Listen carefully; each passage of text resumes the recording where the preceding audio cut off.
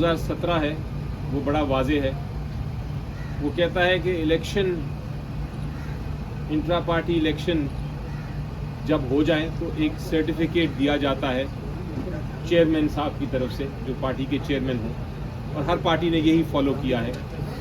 वो सर्टिफिकेट जब दे दिया जाए तो इलेक्शन कमीशन को उसको मानना पड़ता है, और उसके बाद इलेक्शन कमीशन ऑफ पाकिस्तान का कोई इख्तियार नहीं है कि वो ये फैसला करे कि इलेक्शन में कोई इश्यूज़ हैं। वो कोई इलेक्शन कमीशन ऑफ पाकिस्तान कोई अदालत नहीं है कि वो उसको एग्जामिन कर सके या देख सके कि इलेक्शन दुरुस्त है कि नहीं। इलेक्शन कमीशन ऑफ पाकिस्तान का जो आर्टिकल 218 है,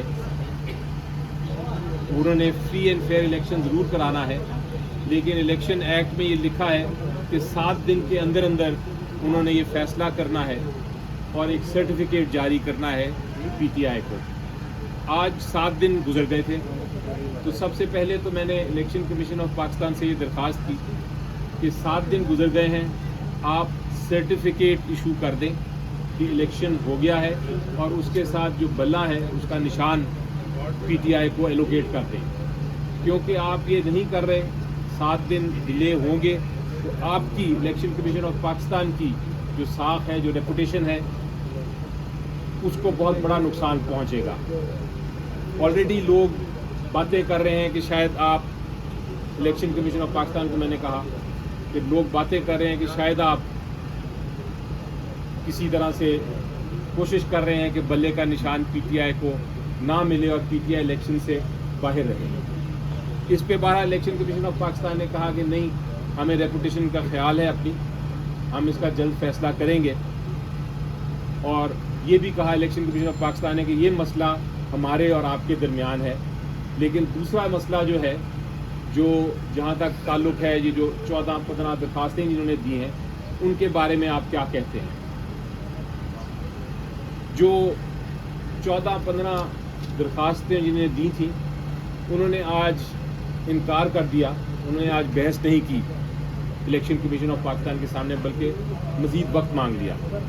हमने इलेक्शन कमीशन ऑफ पाकिस्तान को कहा कि आप वक्त ना दें, ऑलरेडी आपके पास सिर्फ 7 दिन है, और ये आप वक्त देंगे तो और अभाम पैदा होगा। आपने शेड्यूल अनाउंस करना है जनरल इलेक्शन का, और जितनी ताख़ीर हो रही है हमें बल्ला मिलने में, उतना एक पॉलिटिकल पार्टी को नुकसान हो रहा है।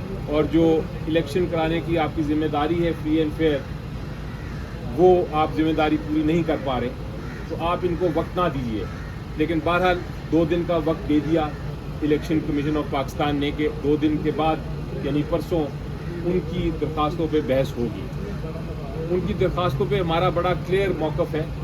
सबसे पहले तो जो जिन्होंने दरख्वास्तें की हैं वो हमारी पार्टी के मेंबर्स नहीं हैं, वो वोटर्स नहीं हैं। नंबर 2, उन्होंने कभी भी कोई एप्लीकेशन नहीं दी। इलेक्शन कमीशन ऑफ कमिश्नर जो हैं पीटीआई के, मेरे साथ ही खड़े हैं, उनको कोई दरख्वास्त नहीं दी कि हम इलेक्शन लड़ना चाहते हैं। उन्होंने नॉमिनेशन पेपर्स भी नहीं हमारे से हासिल किए। उसके बावजूद हमने पूरा मौका दिया। आपको याद होगा कि जुमे के दिन हमने प्रेस कॉन्फ्रेंस की थी। जुमा था या जुमेरात थी?